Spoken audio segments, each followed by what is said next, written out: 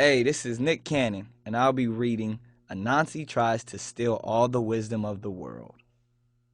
Anansi, which means spider in the African language of Akan, prided himself on being clever, but knew that he was not very wise. So one day he came up with the clever idea to become wise easily. He picked up a hollow gourd and thought to himself, if I fill this gourd with wisdom, then I can keep it all to myself, and I'll be wiser than anyone in the world. Excited about his new scheme, he went from door to door asking for advice and wisdom. He thought he was being clever by stealing everyone's wisdom, but everyone he met happily shared their advice with him, for they could see that Anansi needed wisdom more than anybody.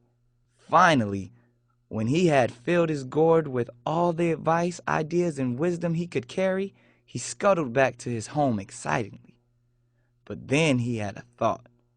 What if someone else comes and tries to steal all my wisdom? He decided that he would hide his wisdom in a safe place. So he saw a tall tree and figured that it would be a good hiding spot. He clutched the gourd close to his body with two of his legs and tried to use the other six to climb the tree.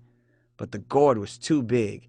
Every time he went to try to climb the tree, the gourd got in his way. Just as he was growing frustrated, his young son came by and said, "Why don't you just tie the gourd to your back, Daddy?" His son's wise words made Anansi realize that wisdom was best used if shared with others. So he tied the gourd to his back, climbed up to the very top of the tree, and held the gourd up to the sky. All of the wisdom in the gourd spilled out into the wind and flew away far and wide. And that is how wisdom came to the land. The end.